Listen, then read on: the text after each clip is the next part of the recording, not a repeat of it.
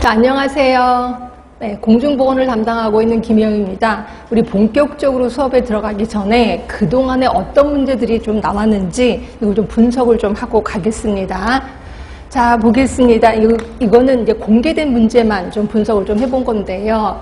자, 뭐를 보시면 되냐면 예전에는 작았는데 이게 좀 많아졌구나 이런 거를 좀 알아보시면 되는데, 자 보세요. 개념 문제는 2020년에 5문제가 나왔었는데 점점 줄어들고 있어요. 근데 2024년도는 4개였거든요. 근데 요번에만 2개로 줄어드는 거구나 라고 보시면 돼. 결국 개념 문제는 여전히 중요할 겁니다. 우연히 2개가 나왔을 뿐이고요.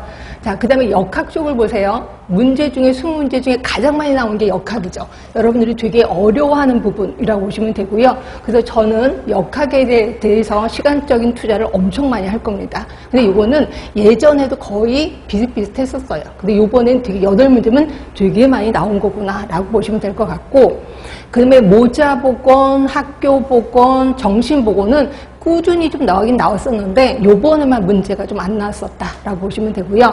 끊임없이 나오는 건 산업보건입니다. 산업보건은 2문제, 3문제 끊임없이 좀 나오고 있는 거고요.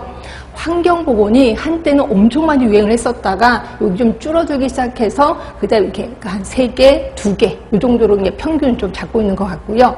식품위생도 예전에는 이게 식품위생 쪽이야 공중보건이야 모를 정도로 시험 문제가 엄청 많이 나왔다가 이것도 굉장히 많이 줄어드는 상태입니다. 한 문제 정도 이번에 나왔고요. 근데 문제는 위생해충, 기생충입니다. 외울 거 엄청 많거든요. 근데 이게 어떤 때 나오고 어떤 때는 안 나오고 이런단 말이에요. 그래서 이거를 포기하자니 그렇고 좀 그렇습니다. 그래서 좀 암기에 좀 쓸데없이 에너지를 쏟아야 되는 게 위생해충, 기생충 관리. 자, 문제는요, 보건행정입니다. 보건행정이 자, 맨 처음에 1개에서부터 시작했다가 점점 많아지고 요번에 역시 4문제 나왔습니다. 특히 보건행정 중에서도 계속 나오던 애가 아니라 안 나오던 애가 나왔었습니다. 저도 요거 보고 맨 처음에 충격을 먹어서 어떡하지? 이거 보건행정 어떡하지? 그러니까 보건행정에 있는 내용들이 디테일한 문제들이 좀 나왔다는 거죠. 그러면 이거를 풀기 위해서 우리는 보건행정이라는 과목을 또 배워야 돼. 그럼 그것 때문에 시간적인 소비가 엄청나다는 거죠. 그래서 일단 책은 보완은 하긴 했습니다. 보완은 했는데 문제는 이제 안 나오던 것들이 나올까봐 이제 그게 좀 걱정이 된다는 거죠. 그래서 보건행정에 대해서는 아직까지 우리가 좀 넘어야 할 숙제가 있다라고 보시면 될 것 같고, 그러면 어떤 문제들이 좀 나왔는지 좀 보겠습니다. 이 중에서 노란색으로 한 게 요번에 이제 나온 문제, 최근 문제다 이렇게 보시면 될 것 같고요. 자, 보시면 헬스 플랜 2030 엄청 단골이죠. 요거는 무조건 공부하셔야 돼. 제가 이거는 시간적 투자를 엄청 많이 할 거고요.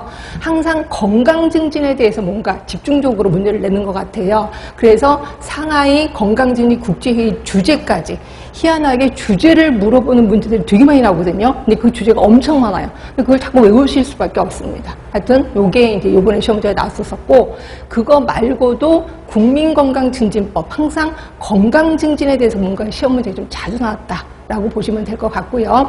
그 다음에 이 중에서도 단골 문제가 이제 오늘 배우실 거, 자, 공중보건의 개념, 윈슬로우, 라논드라는 사람 엄청 중요한 사람입니다. 이 사람은 죽었다 깨나도 외우셔야 돼. 이분 오늘 수업 들어갈 거고요. 그 다음에 오늘 수업 들어갈 것 중에 레벨과 클락, 이것도 이 사람 되게 중요한 사람이거든요.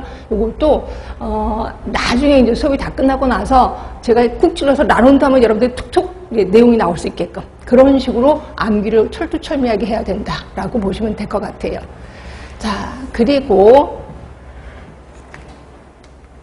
자, 역학 쪽에서요. 자, 역학 쪽에서 역시 노란색으로 칠해진 게 이제 요번에 나온 문제인데, 감염 재생산수. 우리 코로나19 때문에 워낙 유명해진 단어가 감염 재생산수인데 요거를 또 다시 한번 물어보고 있고요. 그 다음에 연구 방법 중에서 여러 가지 단면조사 연구, 환자 대종 연구, 그 다음에 연구 중에서도 거의 하이라이트가 코호트 연구거든요. 이 코호트 연구를 물어보는 또 질문이 좀 나왔었습니다. 그 다음에 요거는 매번 나오더라고요. 1차 예방, 2차 예방, 3차 예방. 이거는 여러분들이 굳이 공부를 하지 않아도 감으로 좀 잡는 게 1차, 2차, 3차. 요번에는 2차 예방을 물어보는 문제가 나왔었고, 자, 그 다음에 또 단골 문제가 면역의 종류죠. 근데 특히 이 중에서 인공수동 면역이 요번에 시험 문제 나왔었고, 이것도 여러분들이 달달달달 외워야 되는 그 부분이라고 생각하시면 될 것 같아요. 그 다음에 또 하나는 유치하지만 계속해서 나오는 문제가 요거요. 바이러스냐 세균이냐 이거를 물어보는. 근데 이게 되게 유치하거든요. 문제가 너무 쉬워서. 근데 이걸 은근히 또 틀리시는 분들도 있어서 제가 이것도 역시 쭉 나열은 하겠습니다. 이런 것들은 바이러스고